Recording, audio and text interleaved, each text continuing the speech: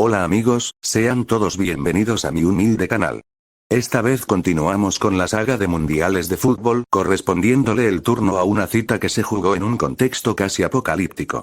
Nos referimos por supuesto al Mundial de Francia 1938, torneo disputado en la antesala de la Segunda Guerra Mundial. Sin más introducción, partamos ya con la crónica.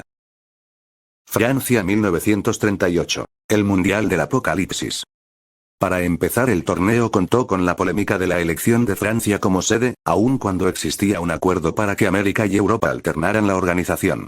Sin embargo, las dificultades que había conllevado organizar el Mundial de Uruguay y el convencimiento de Jules Rimet, el presidente de la FIFA, quien había luchado hasta lo imposible para hacer de los mundiales una realidad, de que el de 1938 iba a ser el último mundial de la historia, lo llevaron a decidir que la sede fuera su país natal, Francia. La decisión no cayó precisamente bien en los países americanos, especialmente Argentina, que creía tener asegurada la sede.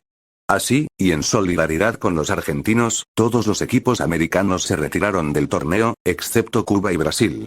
Esto provocó que equipos tan exóticos como las Indias Orientales Neerlandesas, hoy Indonesia, participaran del Mundial.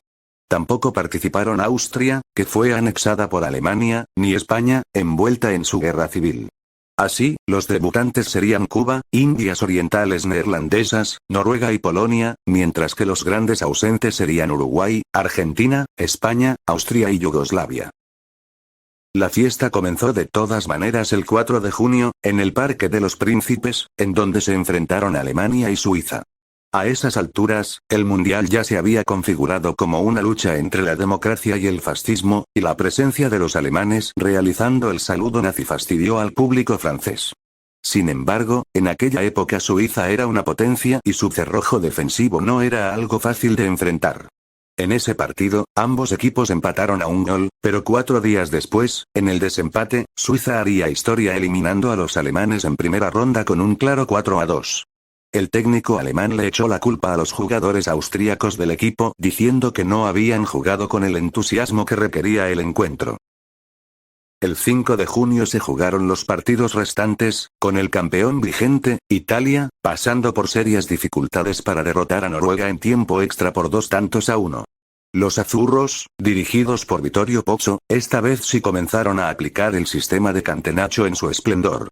Es decir, el sistema ultradefensivo. Francia en tanto hacía su debut venciendo por 3-1 a su vecina Bélgica, que se marchaba con el triste récord de haber perdido todos los partidos mundialistas que había disputado.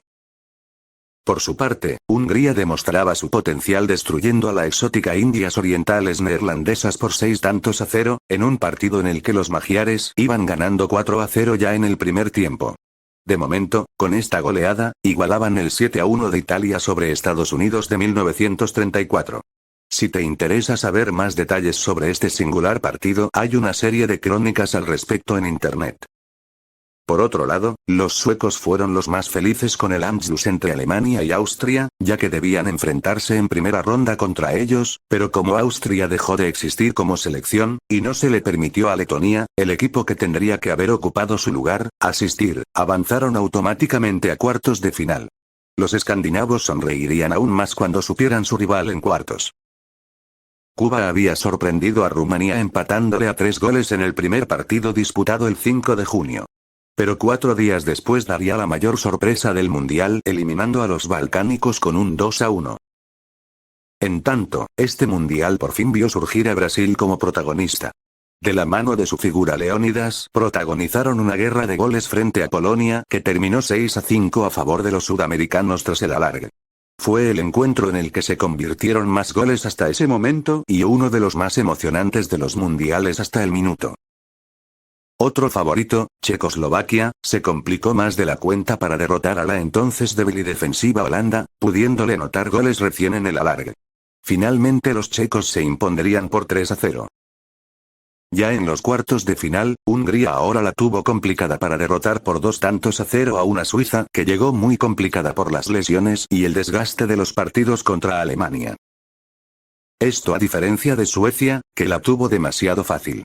Sumado al hecho de que los cubanos perdieron un penal y quedaron con un hombre menos por lesión, los escandinavos no se hicieron problema para acabarlos con un 8-0, despidiendo a Cuba con la mayor goleada registrada en los mundiales hasta ese entonces. Y así llegamos al partido que representó la lucha de la democracia contra el fascismo. Solo para provocar, Italia vistió de negro e hizo el saludo fascista. El público francés los abucheó. Fue la máxima resistencia que pudo oponer Francia, que cayó 3-1 gracias a que el arquero galo regaló 2 goles.